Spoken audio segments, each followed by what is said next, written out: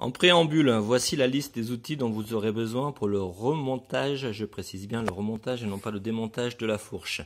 Alors, vous voyez que ce sont des outils assez classiques. La particularité, c'est qu'il est préférable d'avoir une clé à choc et une soufflette pour pouvoir faire les choses aisément. Ça suppose d'avoir un compresseur, ce n'est pas forcément à la portée de tout le monde, ou tout du moins encore faut-il avoir l'emplacement pour le mettre, c'est-à-dire un garage ou peut-être une cave ou un atelier.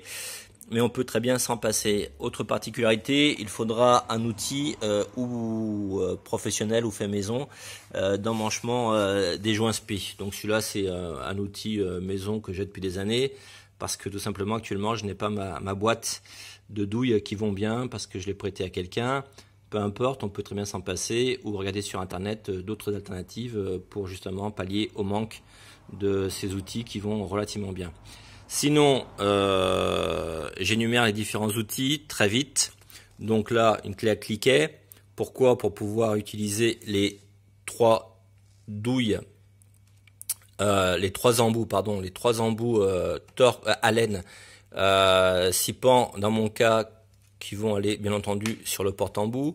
Une rallonge aussi qui va très bien pour accéder justement aux vis que je vais pouvoir visser, dévisser avec les embouts, un tournevis plat de taille moyenne, tout ce qu'il y a de plus classique, un réglet qui servira, ou un mètre qui servira à mesurer, à vérifier la quantité d'huile qu'on aura introduite à la fin du remontage, un petit bocal dans lequel j'ai mis un petit peu d'huile et dans lequel je tremperai mes doigts afin de badigeonner les différents éléments au remontage. Du WD-40 où là j'ai la même chose mais acheté chez Decathlon puisque je n'ai plus de WD. Pourquoi? Parce que celui-ci de chez Decathlon il fait quasiment aussi bien le job et il est moins cher et comme j'ai déjà indiqué à plusieurs reprises, j'aime bien un petit peu essayer tous les produits que je trouve sur le marché en fonction des rencontres, des opportunités qui se présentent. Un maillet pour taper un peu sur certains éléments qui sont un peu récalcitrants.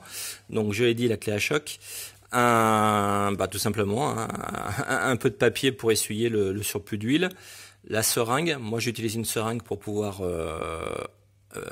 mettre de l'huile, remplir les tubes de fourche, mettre de l'huile dans les tubes à la fin du remontage, la soufflette pour nettoyer.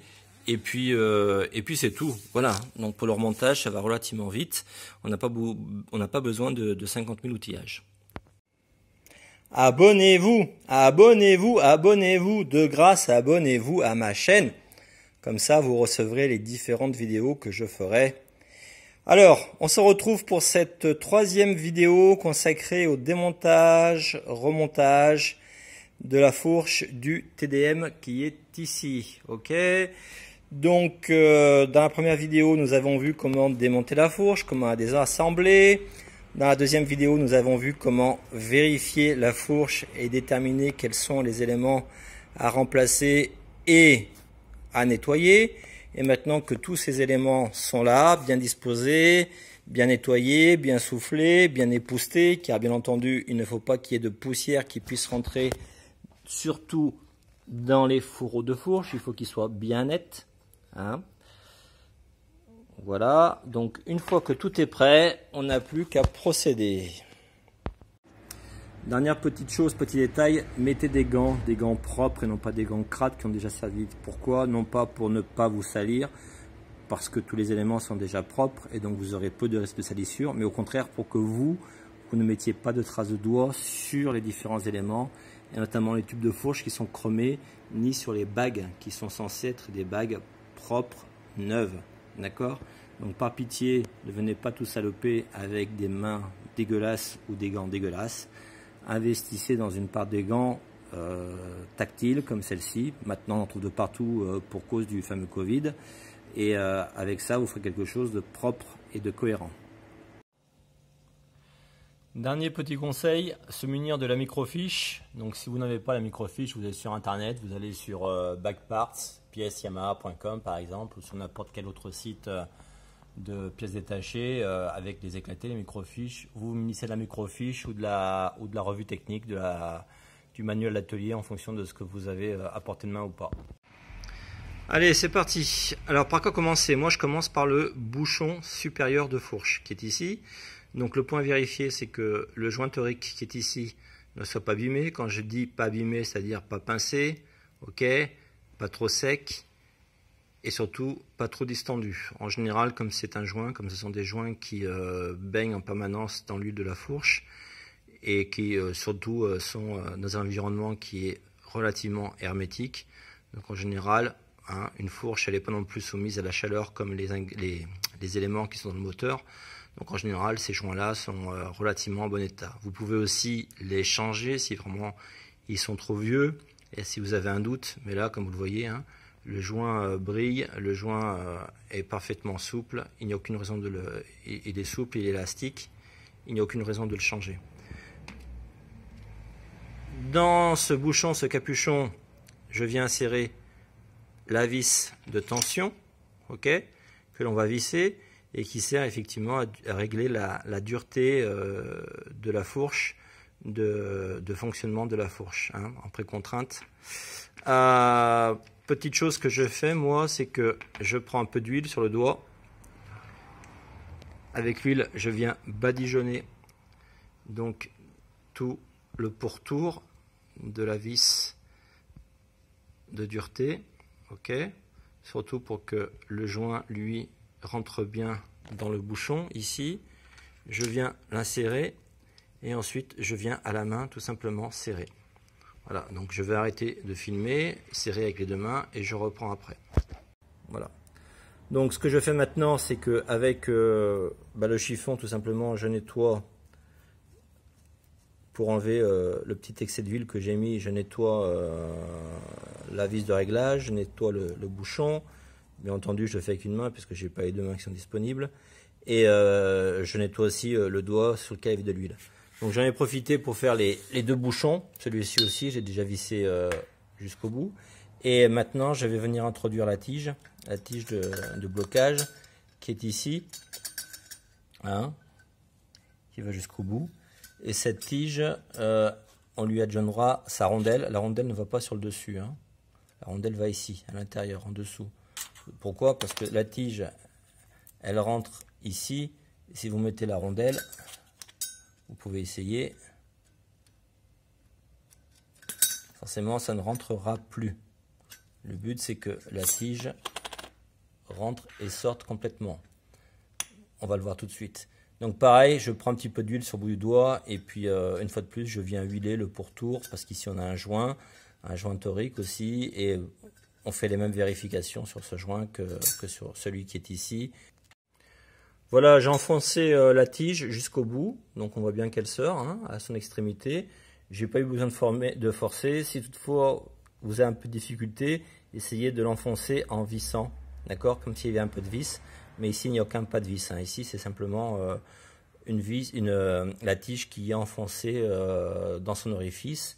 Et après, pour finaliser, on vient effectivement prendre la rondelle. Il n'y a pas de sens particulier, hein. Vous la mettez dans le sens qui vous intéresse. Et cette rondelle va venir embuter sur le ressort, le gros ressort qui est ici. Voilà, tout simplement. Donc là, on a fini pour cette partie-là du bouchon de fourche. Ici, une bague de friction, c'est la bague inférieure. À l'intérieur, on a une partie cuivrée qui vient prendre appui directement ici sur le tube de fourche, ça s'enquille dedans. Et le fourreau qui est ici, lui va coulisser à l'extérieur de cette bague sur la partie en téflon qui est ici. Donc on a un revêtement en téflon sur le cuivre. Et comme vous le voyez, d'une part, le revêtement, il est marqué. Il y a des éclats de téflon. Et d'autre part, on a toute cette partie-là qui a été arrachée et qui a été surtout arrachée lors du désassemblage de la fourche. Parce que lorsqu'on a tiré sur le tube pour faire venir débloquer le tube de fourche du fourreau, donc le tube qui est là pour l'enlever du fourreau, lorsqu'on tire dessus, le problème, c'est que cette bague-là, elle vient en appui sur l'autre bague de coulissement, de friction, qui est celle-ci, celle du dessus.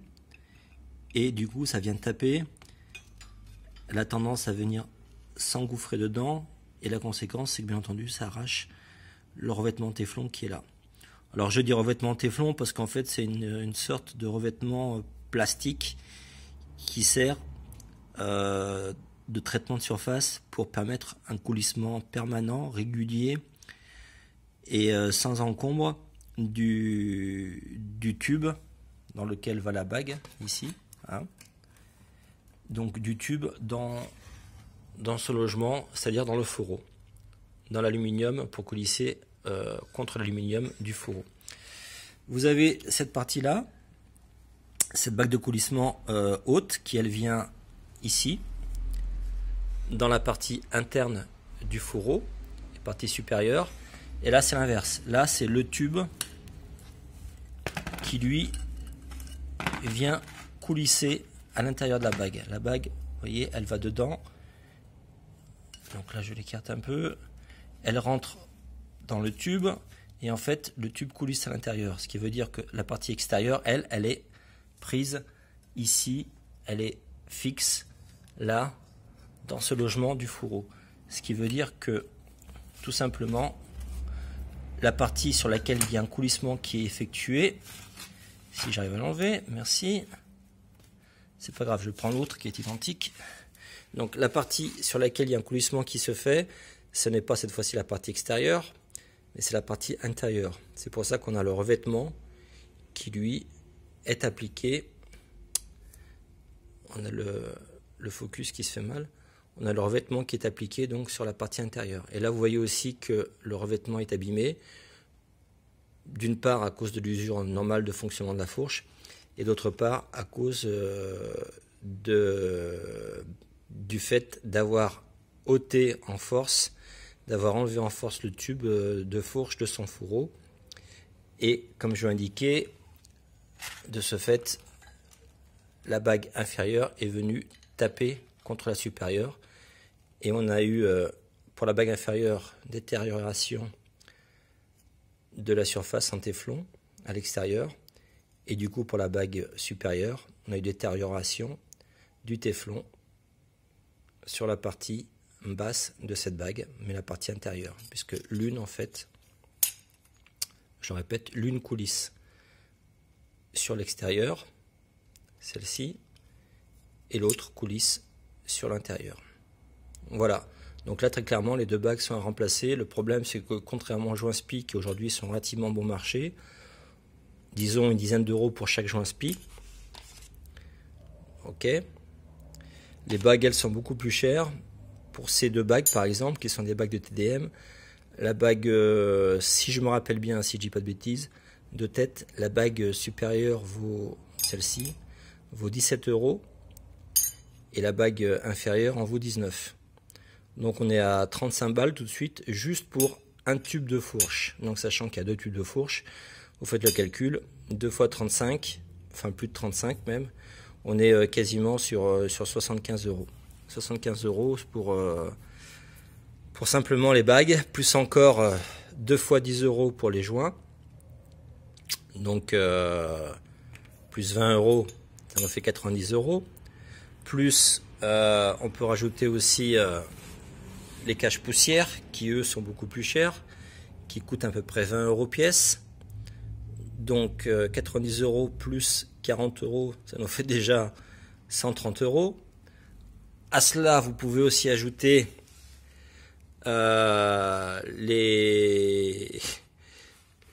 dérive air, le dérive moustique, le cache poussière qui va au-dessus du fourreau, qui n'est pas simplement que esthétique. Vous pouvez aussi éventuellement le remplacer parce que quand on le démonte, même en faisant gaffe, on finit par abîmer les petits ergots de maintien qui sont là. Donc là ça va, j'ai pas trop forcé, je les ai enlevés en faisant attention. Celui-ci d'ailleurs semble relativement encore en très bon état, mais l'autre par contre est un peu plus abîmé, donc éventuellement ça se change. Et ça vaut moins cher, ça vaut une dizaine d'euros pièce. Dizaine d'euros pièce, donc 130 plus encore 2 fois 10 euros, ça fait 150. Et enfin, on a aussi les deux circlips de fourche de maintien du joint spi, les deux qui vont sur le joint spi, qui vont ici dans la rainure où j'ai l'ongle, Ces deux joints SPI sont pas chers, ils valent entre 1 et 3 euros. Il est préférable de les changer. Pourquoi? Parce que très souvent ils sont oxydés. Ils sont oxydés. Si vraiment ils sont en super état, vous les frottez, vous les nettoyez un peu, vous les gardez. Mais bon, après, je dirais qu'on n'est plus à 5 euros près, quoi. Donc, en gros, et j'oubliais aussi, hein, bien entendu, l'huile de fourche. L'huile de fourche, sachant que grosso modo, il faut compter 1 demi-litre par fourche, mais que ce n'est jamais 500 millilitres tout rond qui vont dessus dans la fourche, mais toujours 510, 520, 530. Donc ça vous oblige à acheter non pas 2 bouteilles de 500 litres ou une de 1 litre, mais en général 3 bouteilles de 500 millilitres, pardon, millilitres, hein, pas millilitres, pas litres, millilitres.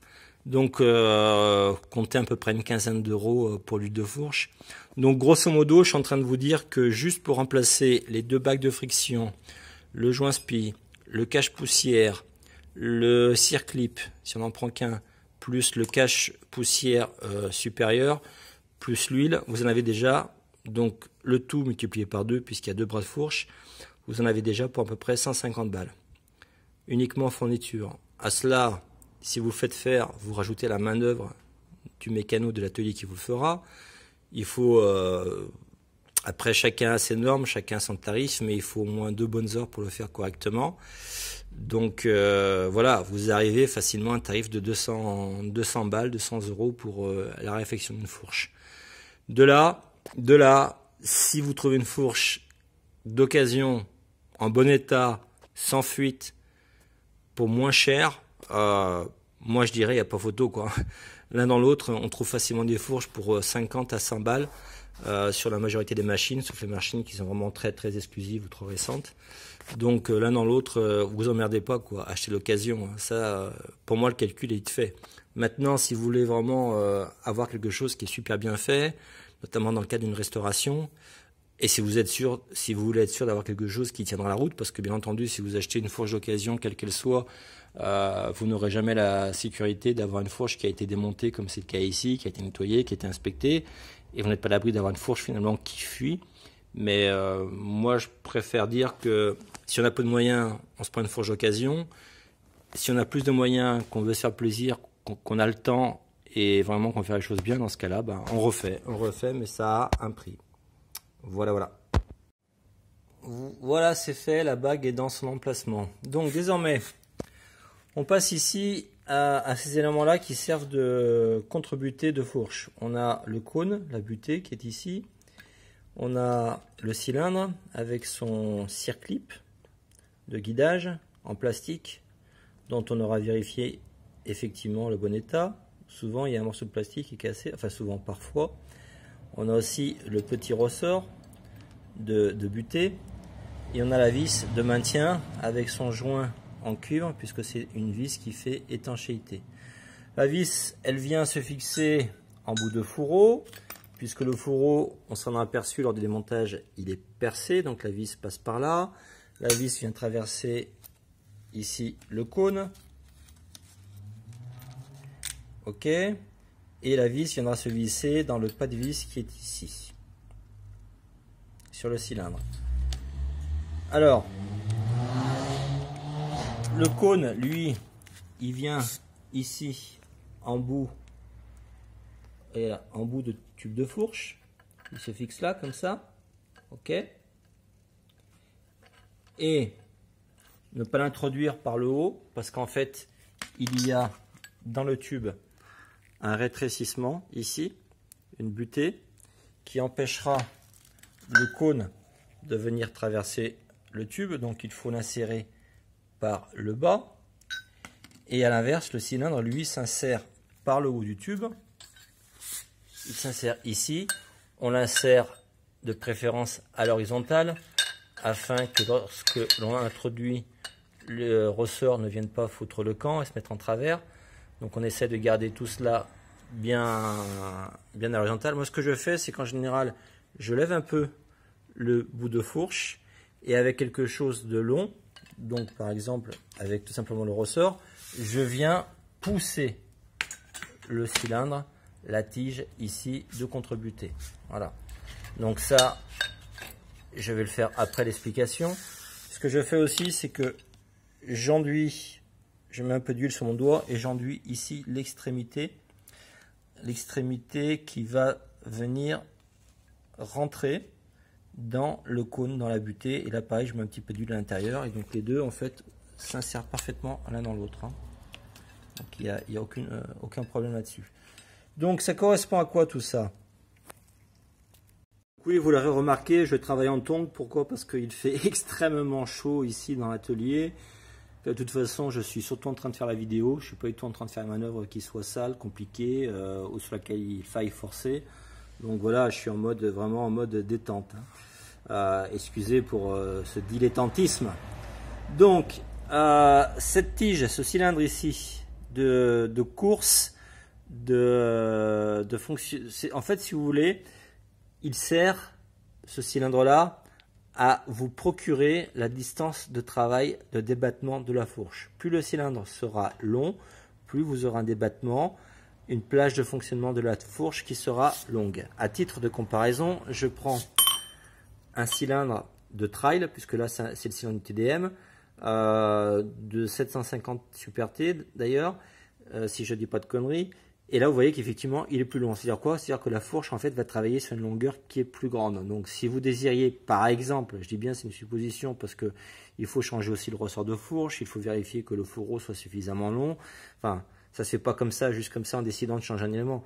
Mais si vous décidiez de rallonger ou de réduire la longueur de travail de la fourche, de débattement de votre fourche, il faudrait changer principalement cette pièce-là. Voilà, voilà. Principal pour pousser. Et j'arrive ici en bout de tube de fourche par lequel ressort effectivement le fameux cylindre. Et maintenant, il me reste à venir tout simplement mettre le cône en bout de cylindre. Et l'emmancher correctement de façon à ce qu'il soit parfaitement fixe. D'accord? Si vous le mettez un peu de travers, il ne sera pas parfaitement dans son logement. Là, vous voyez, on est bien droit, on est bien en bout. Et maintenant, ce tube de fourche là, je vais pouvoir venir...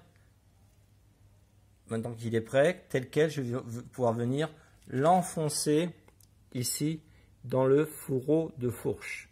Mais ça ne va pas se faire sans difficulté. Il faut qu'on prépare le terrain.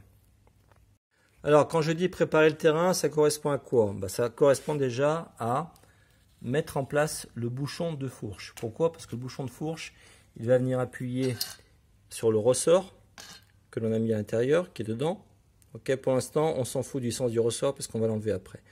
Il vient appuyer sur le ressort, il vient comprimer le ressort et du coup, il fera ressortir complètement le cylindre qui sera en bout de course.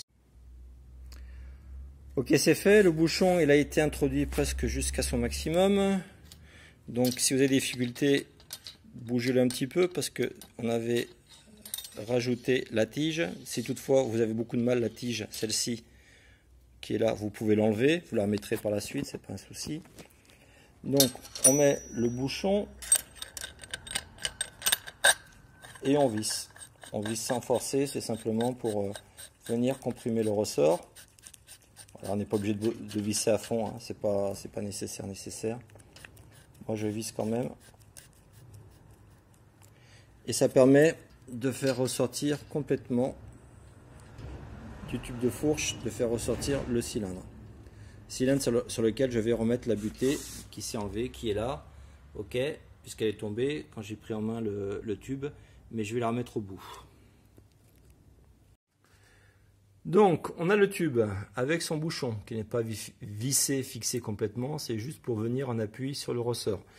On a la butée qui, elle, est en bout de tige, ok. Tout ça est en place. On va venir mettre un petit peu d'huile, toujours pareil, sur la bague de friction inférieure qui est là, sur tout le pourtour. Ok. Cette bague, elle va venir rentrer dans le fourreau, dans l'emplacement inférieur. On a l'emplacement de la bague supérieure, on a l'emplacement ici du joint. Ok. On a l'emplacement de la bague supérieure du tube, qu'on n'a pas encore vu. Et on a la bague inférieure qui est déjà donc ici sur le tube qui, elle, cette bague va venir coulisser ici à l'intérieur du fourreau.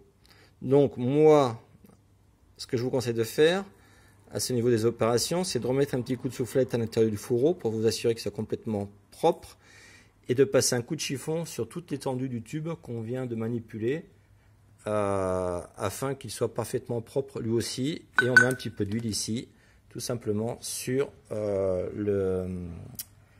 la bague de guidage inférieure. C'est fait, j'ai huilé la bague inférieure, j'ai soufflé le fourreau de fourche et je vais pouvoir insérer effectivement le tube dans le fourreau. Alors petite précision, hein, je fais la vidéo avec les anciennes bagues inférieures et supérieures qui sont là, qui sont usées.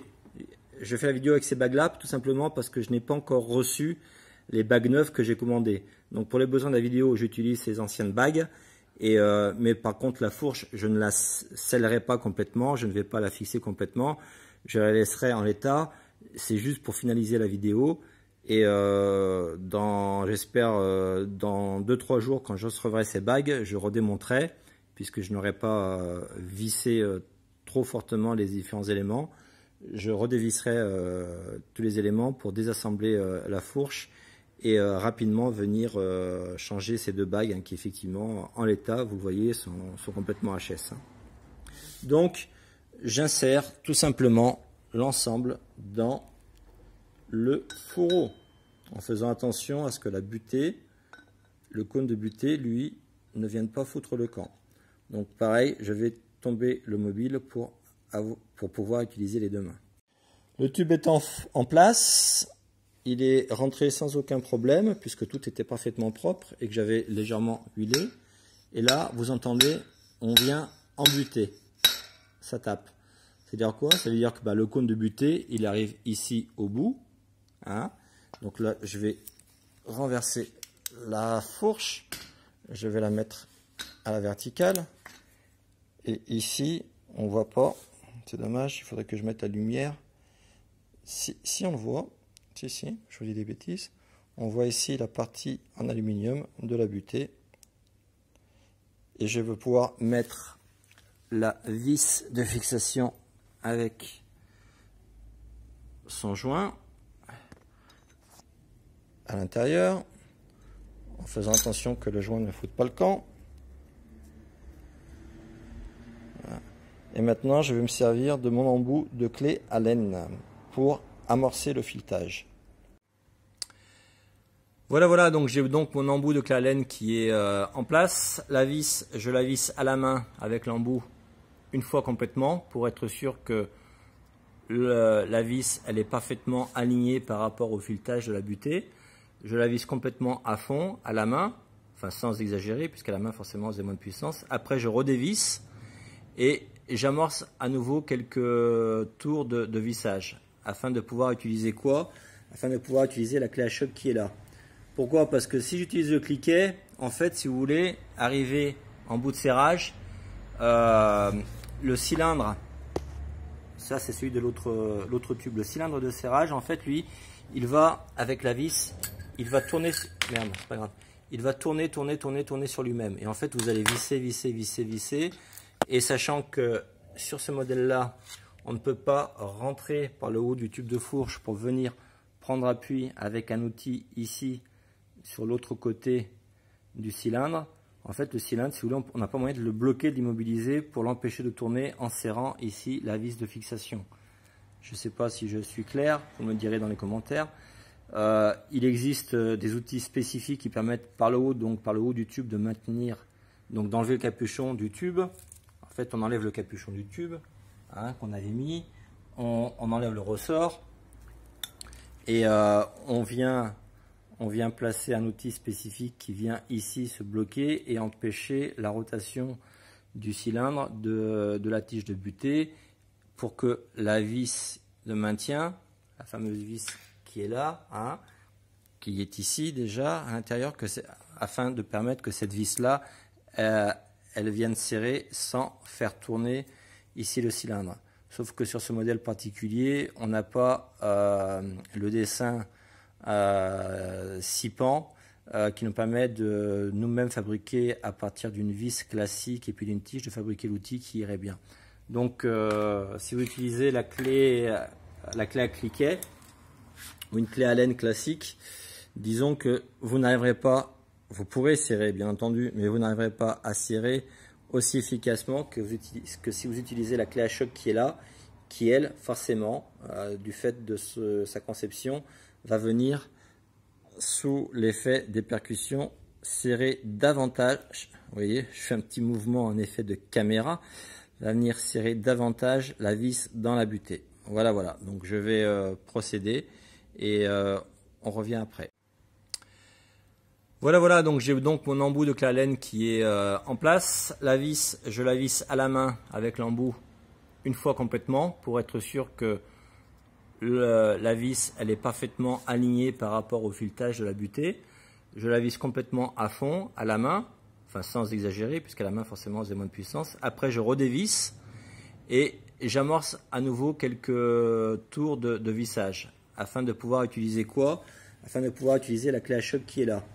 Pourquoi? Parce que si j'utilise le cliquet, en fait si vous voulez arriver en bout de serrage, le cylindre, ça c'est celui de l'autre tube, le cylindre de serrage, en fait lui, il va avec la vis, il va tourner, merde, c'est pas grave, il va tourner sur lui-même. Et en fait vous allez visser, et sachant que sur ce modèle-là, on ne peut pas rentrer par le haut du tube de fourche pour venir prendre appui avec un outil ici sur l'autre côté du cylindre. En fait, le cylindre, si vous voulez, on n'a pas moyen de le bloquer, d'immobiliser pour l'empêcher de tourner en serrant ici la vis de fixation. Je ne sais pas si je suis clair, vous me direz dans les commentaires. Il existe des outils spécifiques qui permettent par le haut du tube de maintenir, donc d'enlever le capuchon du tube. En fait, on enlève le capuchon du tube qu'on avait mis, on enlève le ressort et on vient placer un outil spécifique qui vient ici se bloquer et empêcher la rotation du cylindre de la tige de butée pour que la vis de maintien, la fameuse vis qui est là, qui est ici déjà à l'intérieur, afin de permettre que cette vis là elle vienne serrer sans faire tourner ici le cylindre. Sauf que sur ce modèle particulier, on n'a pas le dessin 6 pans qui nous permet de nous-mêmes fabriquer à partir d'une vis classique et puis d'une tige, de fabriquer l'outil qui irait bien.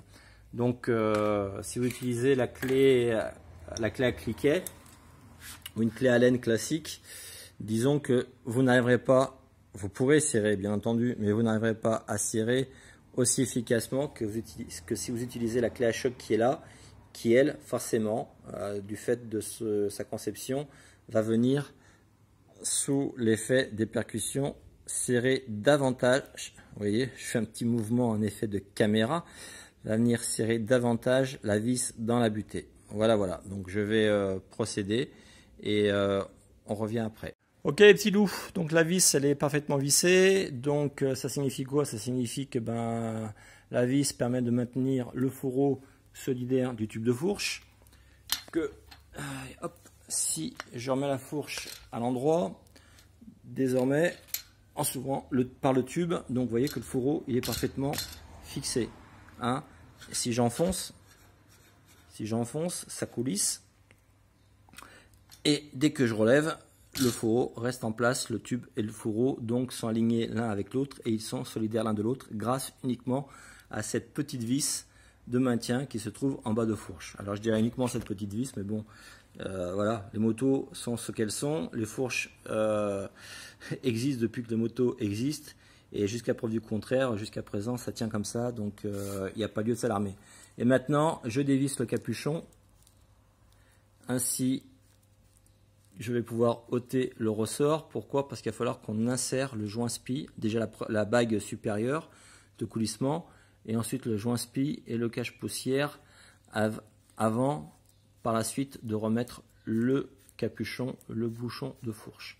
Donc là, je dévisse tout simplement, et forcément, si je lâche le tube retombe, puisqu'on n'a plus la contrainte, la pression du ressort. Et j'enlève tout ça, ressort et bouchon. Voilà, voilà, donc j'ai donc mon embout de clé Allen qui est en place. La vis, je la visse à la main avec l'embout une fois complètement pour être sûr que la vis elle est parfaitement alignée par rapport au filetage de la butée. Je la visse complètement à fond, à la main, enfin sans exagérer, puisqu'à la main forcément vous avez moins de puissance. Après je redévisse et j'amorce à nouveau quelques tours de vissage, afin de pouvoir utiliser quoi? Afin de pouvoir utiliser la clé à choc qui est là. Pourquoi? Parce que si j'utilise le cliquet, en fait si vous voulez arriver en bout de serrage, le cylindre, ça c'est celui de l'autre tube, le cylindre de serrage, en fait lui, il va avec la vis, il va tourner, merde, c'est pas grave, il va tourner sur lui-même. Et en fait vous allez visser, et sachant que sur ce modèle là, on ne peut pas rentrer par le haut du tube de fourche pour venir prendre appui avec un outil ici sur l'autre côté du cylindre. En fait, le cylindre, si vous voulez, on n'a pas moyen de le bloquer, de l'immobiliser pour l'empêcher de tourner en serrant ici la vis de fixation. Je ne sais pas si je suis clair, vous me direz dans les commentaires. Il existe des outils spécifiques qui permettent par le haut, donc par le haut du tube, de maintenir, donc d'enlever le capuchon du tube. En fait, on enlève le capuchon du tube hein, qu'on avait mis, on enlève le ressort et on vient placer un outil spécifique qui vient ici se bloquer et empêcher la rotation du cylindre de la tige de butée pour que la vis de maintien, la fameuse vis qui est là, hein, qui est ici déjà à l'intérieur, afin de permettre que cette vis là elle vienne serrer sans faire tourner ici le cylindre. Sauf que sur ce modèle particulier, on n'a pas le dessin 6 pans qui nous permet de nous-mêmes fabriquer à partir d'une vis classique et puis d'une tige, de fabriquer l'outil qui irait bien.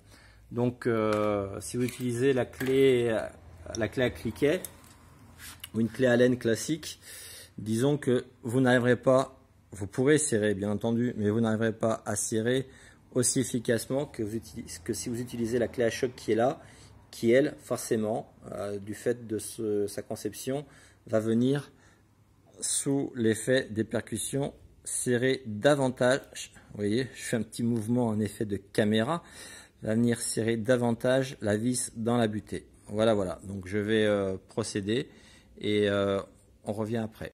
Ok les petits loups, donc la vis elle est parfaitement vissée, donc ça signifie quoi? Ça signifie que la vis permet de maintenir le fourreau solidaire du tube de fourche, que hop, si je remets la fourche à l'endroit, désormais en s'ouvrant par le tube, donc vous voyez que le fourreau il est parfaitement fixé. Hein. Si j'enfonce, ça coulisse, et dès que je relève, le fourreau reste en place, le tube et le fourreau donc sont alignés l'un avec l'autre et ils sont solidaires l'un de l'autre grâce uniquement à cette petite vis de maintien qui se trouve en bas de fourche. Alors je dirais uniquement cette petite vis, mais bon, voilà, les motos sont ce qu'elles sont, les fourches existent depuis que les motos existent et jusqu'à preuve du contraire, jusqu'à présent ça tient comme ça, donc il n'y a pas lieu de s'alarmer.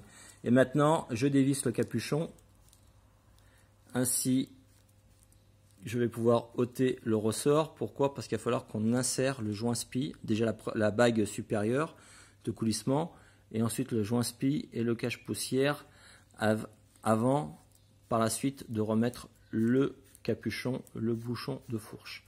Donc là, je dévisse tout simplement, et forcément, si je lâche le tube retombe, puisqu'on n'a plus la contrainte, la pression du ressort. Et j'enlève tout ça, ressort et bouchon. Arrivé à ce stade, donc on obtient la partie la plus technique, la plus compliquée des opérations. On a donc le tube de fourche qui est inséré avec la bague inférieure dans le fourreau. On va prendre le chiffon, on va nettoyer à nouveau complètement le tube pour qu'il soit parfaitement propre. On peut éventuellement mettre un petit coup de soufflette ici, hein, sur le haut du fourreau. Je sais, vous allez me dire que j'exagère, mais sincèrement, des fois c'est tellement chiant à mettre en place à cause d'une simple impureté que ça ne coûte rien de prendre les devants, de nettoyer, et comme ça au moins on est libre de ce souci, d'accord, qui serait d'être emmerdé par une petite impureté de rien du tout qui vient vous bloquer et surtout qui vient éventuellement vous bousiller le joint spi tout neuf ou la bague toute neuve. Donc la bague elle est là, la bague supérieure, ça c'est la bague qui est en mauvais état, on voit mal. que, comme je l'ai indiqué, je vais utiliser pour le besoin de la vidéo, puis je redémontrerai tout ça. Donc la bague, je vais la huiler côté intérieur et côté extérieur. Et le but, ce sera de venir la placer dans, ici, on le voit mal, dans son logement, hein, à l'intérieur de la partie haute du fourreau. Allez, je procède, donc huilage, nettoyage du tube au chiffon, petit coup de soufflette dans le fourreau, un peu d'huile sur la bague, côté intérieur et extérieur, des deux côtés cette fois-ci, et je viens essayer de la mettre, de la faire coulisser jusque dans son emplacement, ici, dans la gorge haute du fourreau. Ok, donc là on est sur la partie technique. Je remets le bras sur le carton pour ne pas l'abîmer. Donc là, on a, vous le voyez, la bague supérieure qui arrive proche de son emplacement. Je vais essayer de l'enfoncer à la main, voir si elle descend. Forcément, à un moment, je ne peux plus passer les doigts. Donc je prends un tournevis, et un tournevis plat, ou quelque chose qui soit pas trop pointu, et je vais essayer délicatement d'appuyer sur tout le pourtour de la bague afin de la faire descendre. Si vraiment ça bloque, ça ne veut pas descendre, dans ce cas-là, je prends la rondelle qui va au-dessus de la bague. Cette rondelle-là, je l'introduis ici en haut du tube, et au lieu d'exercer une pression avec un outil quelconque, un outil qui s'adapte sur la bague, j'exercerai la pression directement ici sur la rondelle. Voilà, donc je vais essayer avec un tournevis, et si je vois que ça ne va pas, je vais enlever la rondelle, je vais essayer avec un tournevis, et si je vois que ça ne va pas, je remets la rondelle et j'essaierai avec un tournevis ou avec un autre outil directement sur la rondelle. Si vous tapotez sur tout le pourtour comme je le fais avec un tournevis, donc non pas ainsi, mais comme ça, putain, afin de ne pas venir bloquer le tournevis entre la bague et le tube. Donc on arrive normalement à faire descendre un petit peu la bague en tapotant timidement, sans forcer. Si vraiment on a un peu de difficulté, bon, on met un petit peu d'huile dans la gorge, et ça doit aussi permettre à l'opération de se dérouler plus facilement. Donc là, ce que je vais faire, c'est que je vais mettre un petit peu d'huile hors caméra, et je vais continuer de tapoter un petit peu. Arrivé à ce stade, on va utiliser les grands moyens. Grands moyens, pourquoi? Parce que tout simplement, je n'arrive pas à enfoncer complètement la bague. Donc j'ai remis dessus la rondelle, j'ai enfoncé un peu la bague, mais on peut voir qu'il manque encore beaucoup pour qu'elle aille complètement dans son logement. Elle est à la moitié et j'arrive pas à la faire rentrer davantage, et forcément si je continue à taper dessus avec le tournevis ou un autre outil, je vais finir par l'abîmer. Donc là j'ai mis la rondelle, j'ai tapoté un peu avec le tournevis sans forcer, et maintenant je vais utiliser tout simplement un outil d'emmanchement de joint. Alors sachant que ma valisette dans laquelle j'ai mes différents outils avec mes différents diamètres, je l'ai prêté il y a quelques jours à un client, et que celui-ci me l'a pas rendu pour l'instant. Voilà, donc c'est sympa d'être sympa. Et donc du coup je prends un vieil outil de ma conception, qui consiste, alors on peut prendre du tube plastique, un PVC qui sert pour la construction, si on trouve un qui soit du diamètre plus ou moins adapté au tube de fourche que l'on a. Donc moi c'est une ancienne fourche inversée, j'avais découpé un morceau du fourreau, la fourche inversée, j'avais ouvert en deux, coupé en deux cette partie du fourreau, et je mets des colliers afin de pouvoir faire utiliser cet outil, on va dire artisanal, beaucoup de personnes ont le même, pour venir frapper, taper, le faire descendre. Je vais huiler comme le tube de fourche, parce que là je vois que ça bloque légèrement, pourtant l'outil est parfaitement nettoyé, mais je vais huiler un petit peu entre l'outil et le tube de fourche, de façon à pouvoir faire des va-et-vient pour venir taper ici sur la rondelle. Alors chose importante, hein, il faut vous assurer que l'espacement que vous avez ici, à la distance qu'il y a entre le tube de fourche et le rebord ici de la fourche, du fourreau, ils correspondent à l'épaisseur que vous avez ici sur l'outil. Hein. Donc la meilleure façon de savoir, c'est de vérifier si la rondelle dépasse ou pas de l'outil. Si l'épaisseur de l'outil,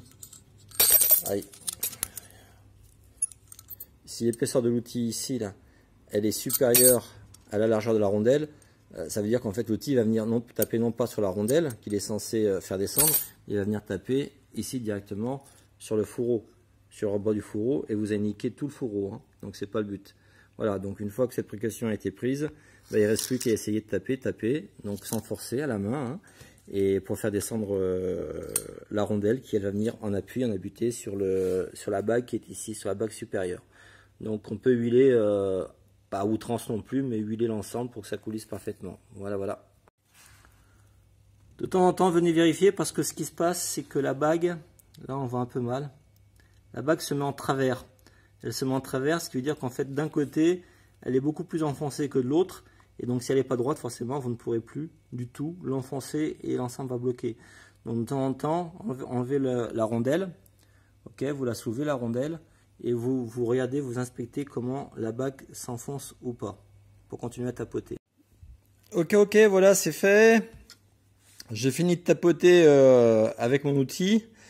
C'est la partie, comme j'indiquais, à mon sens, la plus chiante et la plus bourrin de tout le remontage. Et c'est comme ça à chaque fois pour toutes les fourches. Après, c'est vrai que si on a un outil qui va bien à disposition, du bon diamètre, malheureusement, je ne l'ai pas aujourd'hui.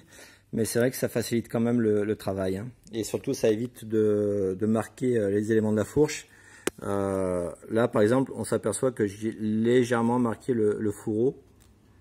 Bon, c'est con, heureusement, c'est bon, c'est ma bécane, c'est ma fourche, mais ce serait celle d'un client, forcément, ce serait délicat, quoi. Hein.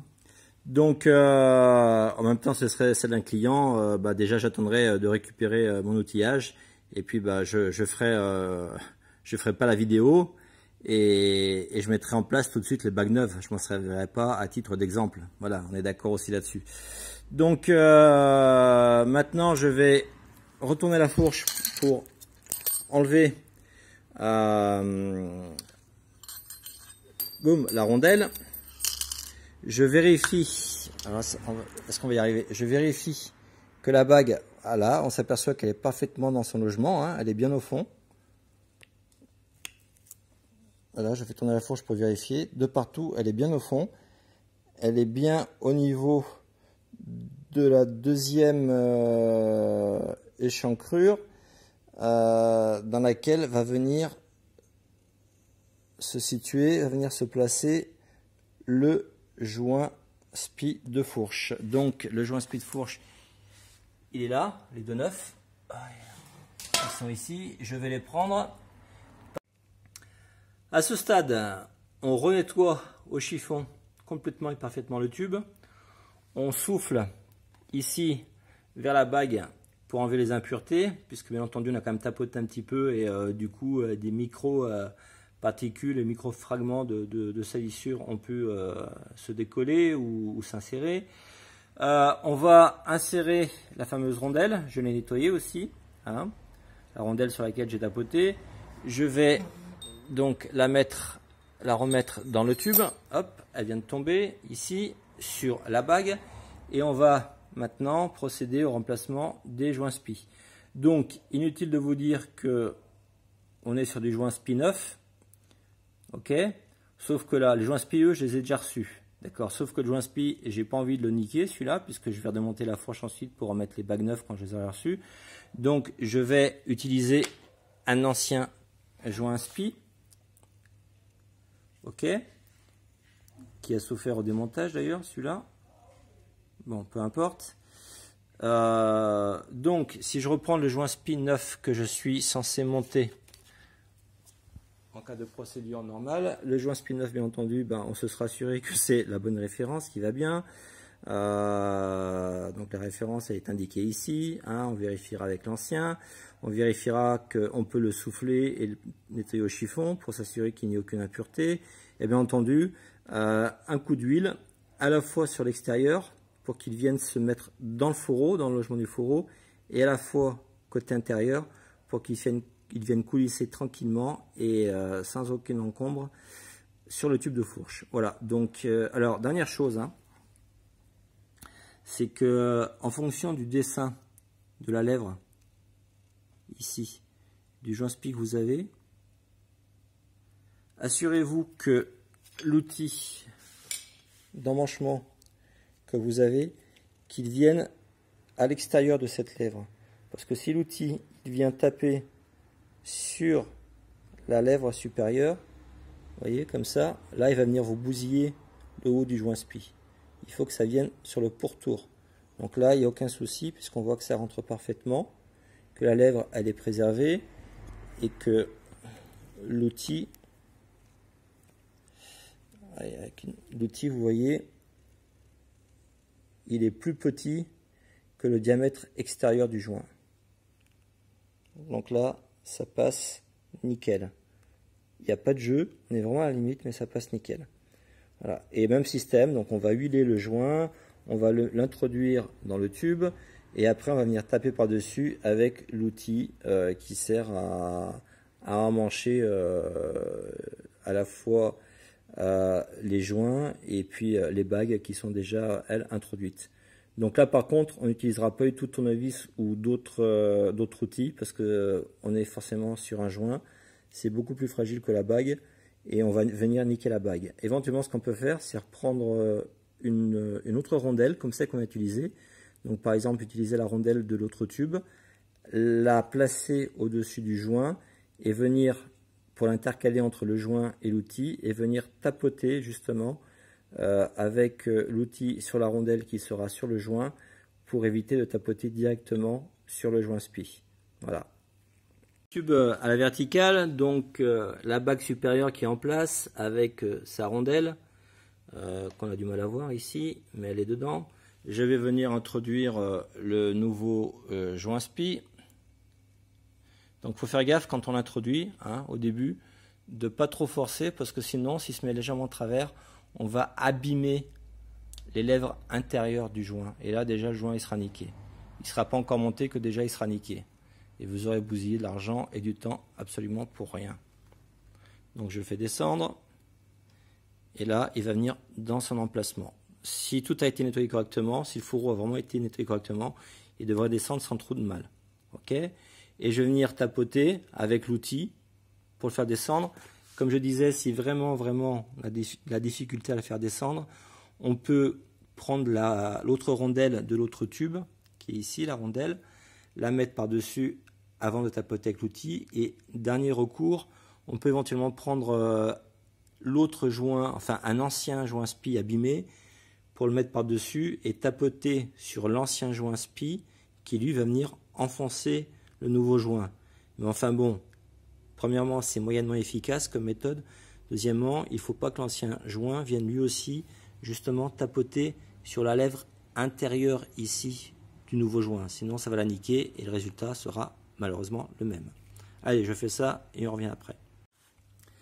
C'est fait, le joint est arrivé au bout, enfin je crois. Pourquoi? Parce qu'en tapant, il y a un moment où on sent que le son, la résonance n'est plus la même, elle est plus sourde. Donc ce qui indique a priori le joint devrait arriver en butée de son emplacement. Et parce que tout simplement, si on force de trop, on va venir niquer le joint. Donc c'est pas le but, le mieux c'est de s'arrêter, d'enlever l'outil, de vérifier que le joint soit bien en place et qu'on ait bien la rainure supérieure du circlip qui elle est visible, complètement disponible et qui est complètement au-dessus du joint. Le joint doit être en dessous de cette rainure et là c'est parfaitement le cas. Vous voyez. Donc Le joint est parfaitement situé, on n'a pas de souci. Donc là pareil, je nettoie, chiffon, soufflette et je vais pouvoir procéder à la mise en place du circlip. Désormais mise en place du circlip. Donc là très simple, aucune difficulté. Le circlip, vous voyez, il est extensible. Certains sont complètement ronds, ça dépend. Hein. C'est des pièces qui valent entre 1 et 3, voire 5 euros. C'est relativement accessible. Donc s'il est rouillé, le circlip, le mieux c'est de le remplacer plutôt que de passer un temps fou à le nettoyer, à le dégraisser, à le dérouiller. Ça sert à rien. Hein. Et puis si vous le peignez, vu l'emplacement dans lequel il va, c'est-à-dire ici, mettre de la peinture à cet endroit-là qui va venir éventuellement, comment dire, qui va venir s'oxyder, qui va venir se décoller du circlip et qui va venir se mettre entre le joint spi et le tube, c'est pas la meilleure solution. Le mieux c'est d'avoir un circlip en bon état, donc n'hésitez pas à le changer, à les changer puisqu'il y en a deux, un dans chaque tube de fourche s'ils sont oxydés. Pour les besoins de la vidéo, pour le remplissage du tube du niveau d'huile, j'ai fixé le tube, enfin le fourreau dans l'étau avec les morts et puis avec un chiffon de protection, sans serrer exagérément, hein, parce que là c'est juste pour le maintenir à la verticale afin de pouvoir mettre la bonne quantité d'huile et de vérifier qu'on ait le bon niveau.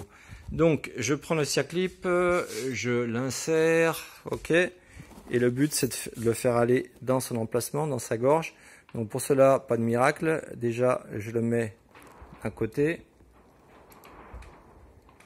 et puis ensuite avec le doigt j'essaie de le faire rentrer de l'autre côté, et puis après on prend le système D, le tournevis, hein, tout simplement, puis au tournevis on essaye de l'aiguiller pour le mettre bien à sa place dans la gorge qui est la sienne, et là vous voyez que ça rentre assez facilement, peut-être même trop. Donc je vais vérifier tout ça avec les deux mains et je reprends après. Ils ne sont pas complètement ronds, qui ont des petites excroissances, c'est que on peut se servir de ces excroissances, ces emplacements pour passer le tournevis et faire sauter le circlip justement lorsqu'on démonte. Ça c'est une petite astuce qui est relativement bien faite. Juste pour le plaisir, la même chose, la même opération mais avec un circlip cette fois rond, ok, bien entendu du bon diamètre et qui soit prévu pour la fourche. Donc on peut mettre ce modèle d'avant, soit ce modèle là, peu importe. Après des fois on a des montres qui sont différentes d'une fourche sur une autre. Et là c'est pareil, on vient le placer au dessus. Alors moi ce que je fais parfois aussi, c'est que les circlips, hein, je les trempe dans l'huile et pour qu'ils s'imprègnent d'huile, pour pas qu'ils rouillent justement, et après je les essuie au chiffon. C'est ce que j'ai fait avec celui-là par exemple, et vous voyez qu'il est comme relativement sec, hein. Il s'imprègne d'huile mais qui est rentré dans le fer, mais il est relativement sec. Celui-ci c'est un d'occasion, hein. C'est un d'occasion, c'est simplement pour vous montrer que j'ai nettoyé, mais on voit très clairement qu'il a été rouillé et que la rouille a fait son office, même nettoyé, même avec tentative de rosingage. Bref, peu importe. C'est pour la démonstration. Donc je le mets dans la fourche, je l'emmanche pareil d'un côté de la rainure. Voilà, là il est en place, on le voit. Je vais serrer avec la main et puis ensuite avec le tournevis, je vais le mettre en place. Le tournevis qui est là, je vais essayer de le faire coïncider, puis le poil avec sa rainure, de façon à ce qu'il reste bloqué. Là ça s'est fait relativement facilement aussi. La mise au point, le focus a du mal à se faire. Mais on voit très bien que l'état du circlip il est pas très beau, que celui-ci il a vécu. Voilà pour la démonstration sur les deux types de circlip le plus classique qu'on retrouve le plus souvent. Ensuite, on passe au cache-poussière. Donc là, pareil, c'est le cache-poussière d'occasion, qui était monté sur la fourche, parce que le nouveau, je l'ai pas reçu. Le nouveau, je l'ai commandé sur le site où j'ai commandé les bagues et je ne l'ai pas reçu, contrairement au site sur lequel j'ai commandé les joints spi qui eux ont été hyper rapides. Donc on voit très bien que, voilà, même si le focus se fait difficilement, on voit très bien que le plastique il est durci, puis il est ciselé à plusieurs endroits, il est craquelé, hein. Donc ce cache-poussière en fait il n'assure plus trop son rôle. Je vais le mettre pour la démonstration, pour la vidéo, mais bien entendu, il sera effectivement remplacé. Et j'ai huilé au préalable, toujours le même principe, j'ai huilé la portée de celui-ci qui va aller sur le fourreau, qui va aller ici, d'accord, hein, dans le dernier emplacement du fourreau, pour justement venir fermer, boucher tout ça. Allez, je le mets, hop. Donc là, contrairement au joint spi, ça rentre relativement facilement, ça serre moins, et même si on force un petit peu, dans le cas où vraiment ça forcerait, je veux dire, il n'y a pas de souci, parce que le cache-poussière, lui, il n'est pas là pour faire l'étanchéité, il est là simplement pour assurer pour empêcher que les poussières ne rentrent ici dans le fourreau. Donc voilà, je prends les deux mains, puis je force un petit peu avec les deux mains, et si vraiment ça avait des difficultés à descendre, je prends un maillet, puis avec le maillet, je tape sur tout le pourtour, un maillet en caoutchouc, pour taper sur tout le pourtour, pour le faire rentrer complètement ici, qu'il pose parfaitement sur le fourreau. Voilà. À ce stade des opérations, après avoir mis en place le cache-poussière, je peux mettre aussi le déflecteur de projection. Ok. En général, il y a un détrompeur. Le détrompeur, on le voit, il est ici, là. Et le détrompeur, il va venir ici, ok, sur le fourreau. Pourquoi? Parce qu'il faut tout simplement que ce côté-là, qui sert de protection, il soit face à la route. Ok. Si la roue avant elle tourne dans ce sens-là, que la route elle est là, je ne vais pas mettre le déflecteur dans ce sens-là, vers l'arrière, vers l'aliateur. Ça n'aurait absolument aucun intérêt. Donc voilà, on peut déjà le positionner maintenant, venir l'emboîter en forçant à la main un petit peu. Ça doit venir relativement facilement. On essaye de vérifier qu'il soit bien en face de son emplacement.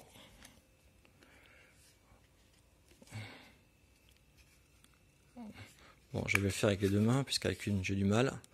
Mais ce qu'il faut retenir, c'est que le déflecteur, on peut le mettre en tout dernier aussi. Hein. Ça, c'est pas du tout un souci. Même avec le bouchon de fourche, ça passera sans problème. Il est largement large, suffisamment large, voilà. On évite le pléonasme. Il est suffisamment large pour pouvoir l'enficher à la fin. Il n'y a aucun souci. Allez, je le mets avec les deux mains. Maintenant vient la partie que j'adore, c'est-à-dire le remplissage de la fourche, enfin de chaque tube, avec la quantité d'huile qui va bien. Moi j'utilise une seringue parce que ça me permet effectivement d'avoir au centième de litre près la bonne quantité, sachant que sur cette fourche de TDM de 4TX, on a besoin de mettre l'équivalent de 515 ml dans chaque bras. Donc avec 5 doses d'huile de 5 seringues, donc je vais pouvoir remplir chaque tube. Donc l'huile, forcément il existe tout un tas d'huiles différentes pour fourche avec des intensités totalement différentes. Tout dépend du style de conduite que vous avez, d'utilisation, si c'est de la route, si c'est de l'off-road, si c'est du circuit, voilà. Je suis pas un spécialiste des huiles pour fourche. Certains disent même que on peut très bien mettre de l'huile moteur, de la 10 watts. Et ouais, c'est vrai que dans l'absolu, ça se vérifie, j'ai déjà eu fait. Après, je me dis que quand même si effectivement je suis pas du tout sensible aux arguments commerciaux, je me dis que malgré tout, l'huile de fourche, elle est quand même, elle doit avoir quelque chose d'un peu plus particulier pour la suspension générale. Et d'ailleurs, dans les commentaires, n'hésitez pas à mettre vos retours d'expérience pour nous dire ce que vous en pensez, ce que vous avez testé, et si effectivement une huile moteur peut très bien faire l'affaire, ou si il vaut quand même mieux respecter les prescriptions avec une huile spécifique pour fourche, parce qu'en plus le prix des huiles pour fourche, c'est vrai que souvent ça monte très haut. Voilà. Donc je remplis ma seringue, je vais faire 5 doses de 100 ml plus une autre de 15 ml ici, et je vais mettre tout ça donc dans la fourche qui est coincée dans l'étau. Donc le plus à la verticale possible. Là on a l'impression qu'elle est bancale, mais en fait elle est quand même relativement verticale. Peut-être être un peu plus à la verticale. Voilà, donc j'ai pris soin de ne pas trop la serrer pour ne pas abîmer le fourreau. C'est juste pour qu'elle tienne d'elle-même. Ok. Et le tube il est en position basse, puisque bien entendu le bouchon est enlevé, ôté, et qu'il n'y a pas non plus le ressort à l'intérieur. J'ai enlevé le ressort, le grand ressort, pour que l'huile puisse s'écouler tranquillement et que le tube puisse lui aussi reposer complètement au fond. Voilà, donc je remplis et on se voit juste après. Ok, donc là ce sont les 15 derniers millilitres que je vais mettre dans le tube de fourche. Je monte sur l'escabeau pour avoir de la hauteur et je viens délivrer les 15 derniers centilitres d'huile, millilitres pardon, d'huile. Voilà. Donc, si on se met au-dessus, ce qu'on va voir, bon, voici, on voit l'huile qui est là.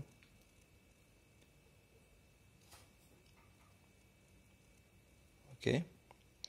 Et maintenant, pour avoir la certitude qu'on a mis la bonne quantité d'huile, on va mesurer le niveau, enfin la distance qu'il y a ici entre le bord du haut du tube de fourche et le niveau d'huile. C'est-à-dire qu'on va introduire un élément de mesure. Donc moi je vais prendre un réglet, je vais l'enfoncer jusqu'à toucher l'huile, et entre le moment où je touche l'huile et ici la hauteur du tube de fourche, on aura donc on aura une distance, hein, on aura mesuré une unité, et cette unité là donc doit correspondre à la valeur qui nous est donnée par le fabricant.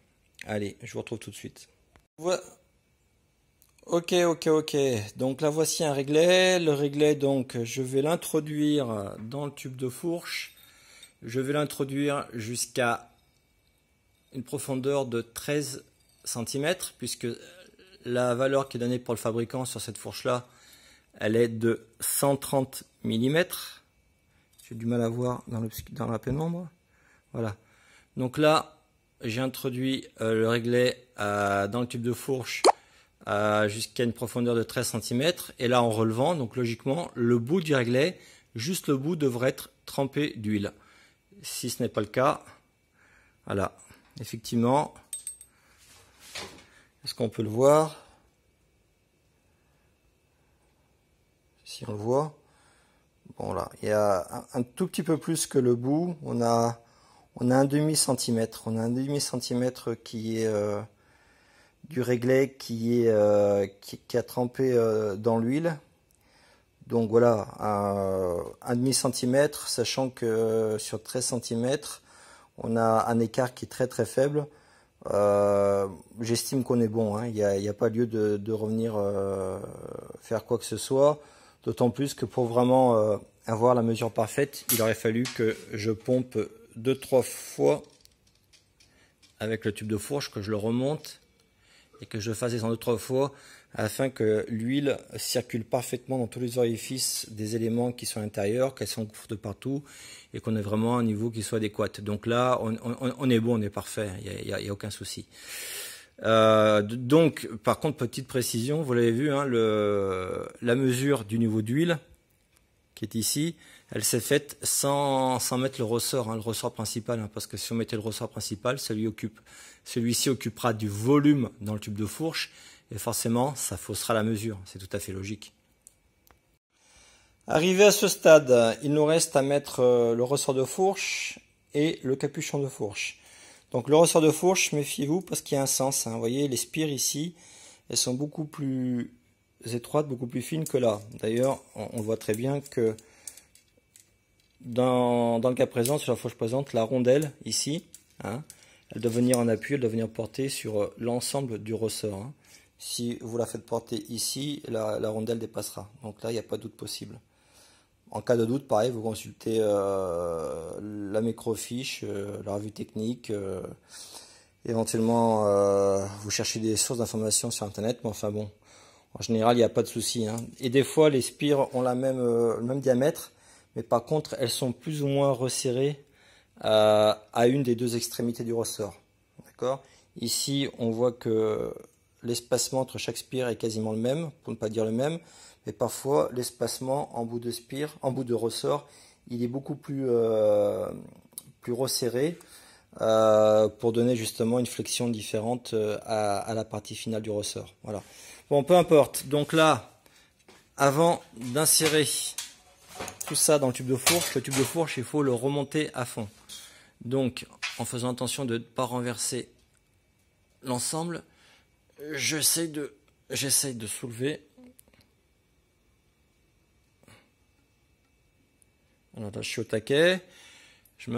J'essaye de. Alors, je vais introduire le tube de fourche, le ressort avec son bouchon, son capuchon. Je vais introduire l'ensemble dans le tube de fourche, mais si je lâche, le tube descend.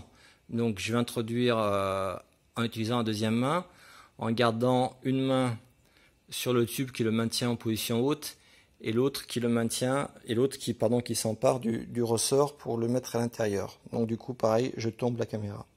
Ok, c'est fait, le ressort je l'ai mis, je l'introduis progressivement parce que si vous le mettez au-dessus que vous lâchez, le ressort va tomber d'un coup et forcément ça va éclabousser, vous aurez de l'huile de partout. Voilà. Et maintenant avec la main, je vais essayer de compresser, voilà, de compresser le ressort de façon à ce que le bouchon vienne ici sur le filetage et que je puisse bien entendu visser, parce que là c'est un pas de vis tout ce qui est plus normal à l'endroit, si je puis dire, et là je vais venir visser le bouchon dans le tube, et là pareil j'ai besoin des deux mains pour faire pression, pour faire compression, avec une seule main je n'y arriverai pas.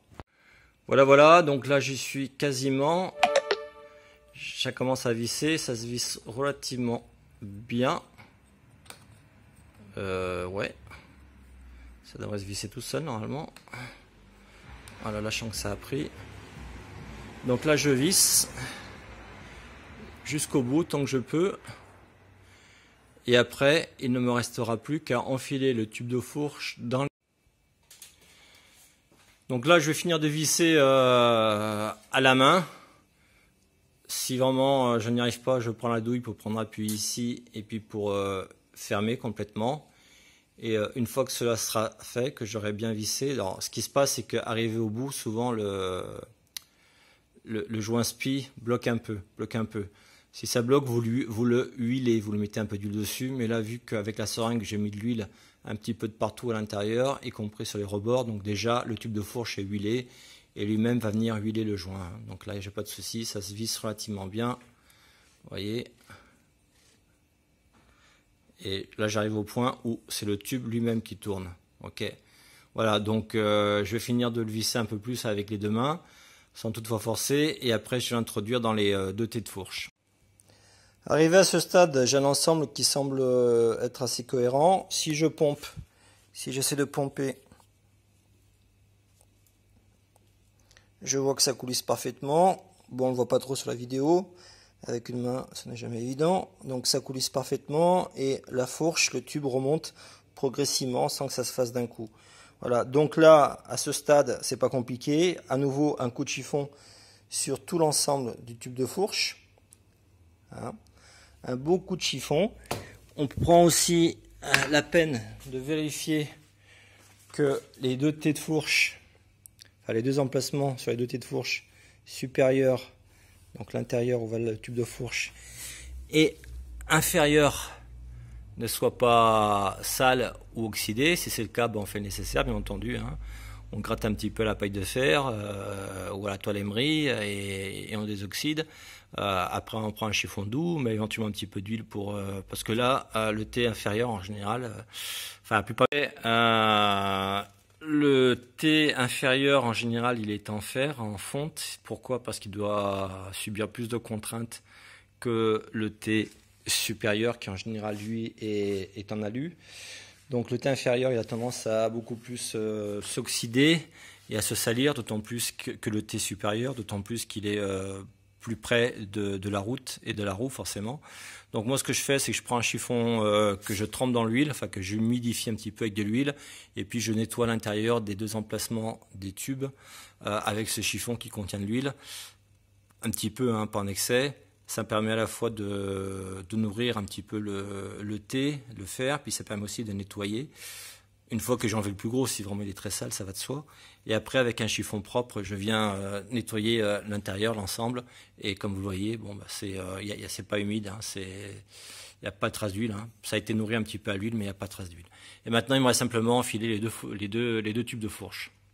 Mon tube de fourche, celui que je viens de finir, donc le côté gauche, je le prends, je le présente face au T inférieur. J'essaye de le placer suffisamment droit pour qu'il rentre dans son emplacement. Inutile de dire de rappeler que j'ai une fois de plus nettoyé correctement avec un chiffon propre le tube. Et si vraiment ça coince, j'ai mal enfoncé, je viens placer ici dans l'interstice du T, je viens placer un tournevis que j'enfonce un petit peu afin de pouvoir écarter l'emplacement et permettre au tube de coulisser plus facilement. Mais là, il rentre sans problème, il n'y a pas de souci. Voilà. Je viens vérifier qu'ils viennent aussi rentrer dans le T supérieur. Voilà. Et là, je vais prendre les deux vis de fixation, de serrage, supérieur et inférieur, ici. Et je vais venir serrer pour que le tube soit maintenu en place, en veillant à ce que le niveau corresponde, voilà, avec donc que la partie inférieure du capuchon vienne effleurer le haut du T supérieur, voilà, comme ça, exactement, de façon à ce qu'on puisse visser ou dévisser le capuchon sans problème. C'est fait, le premier bras de fourche vient d'être fixé, donc j'ai serré modérément la vis supérieure en faisant attention de faire affleurer le bas du bouchon avec le haut du T de fourche. J'ai aussi serré la vis inférieure, celle qui est là, ok, je dis ici, mais j'ai pas serré exagérément le tube, j'ai laissé un petit peu de mou, vous verrez pourquoi une fois qu'on a remonté l'ensemble. C'est-à-dire une fois que j'aurai remonté le deuxième bras de fourche qui est là. Mais celui-ci, je le ferai, je vais attendre d'avoir reçu les nouveaux cache-poussières, les nouvelles bagues, pour ne pas avoir à remonter pour finaliser la vidéo. Et puis ensuite redémonter encore une fois pour mettre les nouveaux éléments. Donc là, j'avais mes raisons qui me poussaient à finir la vidéo sur le premier bras de fourche, ça c'est fait. Je vais pouvoir démonter, attendre de recevoir les nouveaux cache-poussières, les nouvelles bagues de friction et remonter ensemble les. Ok, donc là nous voici avec les deux tubes de fourche qui sont montés. Ils sont à leur place dans les T inférieurs et supérieurs. La fourche, comme vous le voyez, elle est prête à accueillir le garde-boue. Ensuite, on mettra la roue. Et pour finaliser, on mettra les étriers. Voilà. Donc, je procède au remontage de tout ça. Et on finalise la vidéo dans quelques instants. On conclut la vidéo avec une ultime recommandation. À tout de suite. Arrivé à ce stade, je prends une clé plate de préférence. Parce que si je prends une douille, la douille, elle risquera de ne pas être assez profonde pour venir jusque ici sur la vis, et dans ce cas là il faudrait revisser à fond ici, faire redescendre la vis de dureté, ok, si vous utilisez une douille. Sinon je prends une clé plate, et avec la clé plate, je rentre sans problème et je viens visser les tubes de fourche des deux côtés. Et après tout simplement je peux remettre en place le guidon sur lequel j'avais fait des repérages au marqueur pour vérifier l'inclinaison, hein, pour vérifier l'inclinaison du guidon. Donc le guidon, je vais le remettre et je vais le refixer avec les deux pontets qui vont bien. Petite parenthèse lors du remontage des demi-pontets de fourche. Si vous regardez bien, en général, il y a une flèche qui indique la partie haute, c'est-à-dire la partie vers la route. C'est-à-dire que ça doit aller comme ça, face à la route, et non pas face au réservoir, d'accord? Dans ce sens-là. Pourquoi? Parce que le pontet en lui-même, vous voyez que la partie ici, devant, face à la route, elle est plus basse, elle est plus grande, plus prédominante que la partie qui est derrière. Pourquoi? Parce qu'en fait, vous allez plaquer votre pontet sur le T de fourche, vous allez enquiller. Attendez, j'enlève les vis, on va mieux comprendre. On va serrer progressivement les deux vis, mais serrer jusqu'à ce que la partie avant vienne toucher, sans excès, sans effort, vienne toucher le T de fourche supérieur. Et après, une fois que la vis, donc celle-ci, sera vissée complètement, donc comme indiqué, hein, on visse les deux vis à la fois. D'abord, je visse les deux simultanément, sans arriver au bout. Voilà, là je touche. Et là je vais venir faire toucher. Et je vais venir serrer celle-ci. S'il le faut, je desserre un petit peu l'autre. Je vais venir faire en sorte que celle-ci touche devant. Voilà. Là on est quasiment en contact. Donc maintenant que je suis quasiment en contact, je visse un petit peu l'autre à nouveau, légèrement, pour que ça serre. Et après, je serre celle-ci à fond. Quand je dis à fond, c'est pas non plus excessivement, de façon à ce que je sente que voilà, qu'on est serré. Et j'aurai du jeu ici, j'aurai une marge pour serrer plus ou moins celle-ci. Voilà, et en fait, c'est surtout en jouant sur ce jeu, sur celle-ci, que je vais pouvoir serrer plus ou moins fort le guidon. Et si j'ai besoin de régler l'inclinaison du guidon, de faire le basculer guidon plus vers l'avant ou plus vers l'arrière, en premier, je commence par desserrer la vis ici qui est côté réservoir. Et après, si vraiment c'est bloqué, je desserre un petit peu la vis côté avant, côté compteur. Voilà, voilà. Ok, c'est fait. Donc, j'ai redévissé les deux vis de dureté pour les faire remonter au maximum. Le but étant, lors des premiers roulages, de tester le niveau de fluidité, de fonctionnement de la fourche avec la nouvelle huile qu'on a mise, qui n'est pas forcément identique à l'ancienne. Et même si elle est identique en termes de grade, de toute façon, l'huile que vous aviez auparavant, elle était vieille et elle n'était peut-être plus en quantité suffisante du fait que justement, vous avez on a changé les joints SPI parce qu'il y avait des fuites d'huile. Donc moi ce que je préconise c'est de mettre en position la plus souple qui soit, donc dans le cas présent de dévisser à fond, et puis après en fonction du type de conduite qu'on a, de l'agrément qu'on ressent ou pas au guidon de sa machine, on va ajuster les réglages en mettant de plus en plus ferme, en durcissant au fur et à mesure la dureté de la fourche, en jouant sur différents réglages. Et à ce propos, si ça vous intéresse, vous me le faites savoir dans les commentaires, et on pourra faire une vidéo qui est consacrée justement à la technique de réglage, la technique qui consiste à trouver le meilleur compromis entre confort et tenue de route pour le réglage d'une fourche. J'ai aussi donc refixé le guidon avec les deux demi-pontets. Je peux enlever le chiffon qui me servait à protéger le réservoir des rayures dans le cadre de cette opération. Donc oui, le TDM, le pauvre, il lui manque un flanc d'origine parce que il y a eu une petite chute il y a quelques temps de cela déjà, et depuis je n'arrive pas à retrouver de flanc d'origine de la même teinte.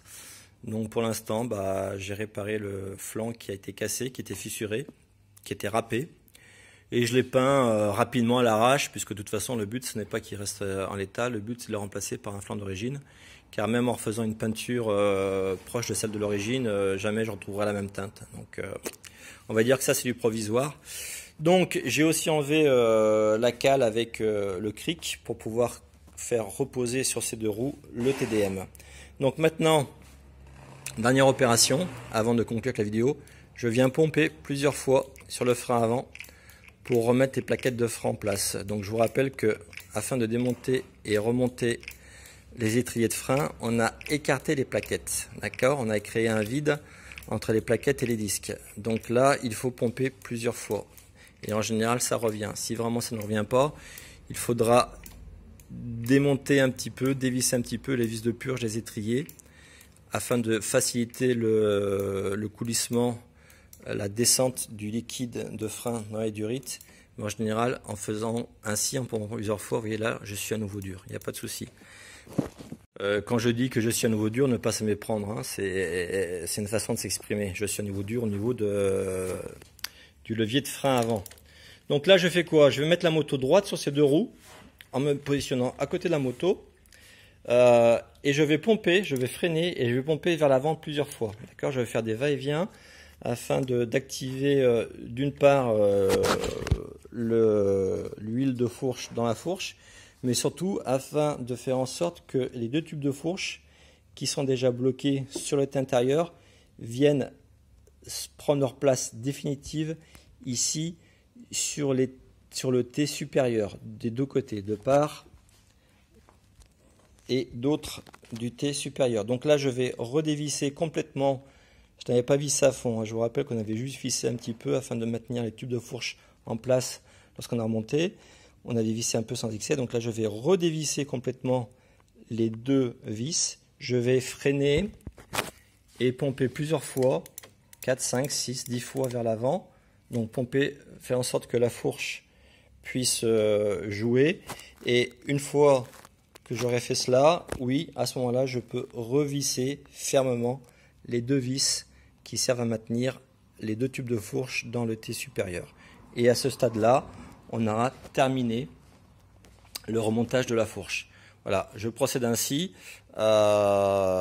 Surtout, abonnez-vous.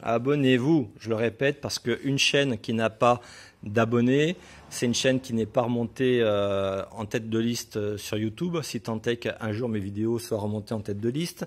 Et si les vidéos n'apparaissent pas dans les propositions aux internautes, bien entendu les vidéos ne sont pas vues, et si les vidéos ne sont pas vues, eh ben, la chaîne elle reste complètement marginale, et donc ça ne sert absolument à rien de faire des vidéos pour vous proposer des astuces, des conseils, parce que du coup personne ne verra ces vidéos et personne ne lira vos commentaires. Donc voilà, c'est un échange de bons procédés.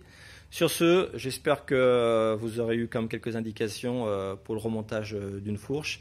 Et surtout, faites-moi part de vos commentaires, de vos réflexions dans la partie ci-dessous qui est réservée à cela. Voilà. Allez, merci à vous d'avoir suivi jusqu'au bout. C'était long, fastidieux, mais l'opération, vous l'avez vu, elle est quand même relativement facile.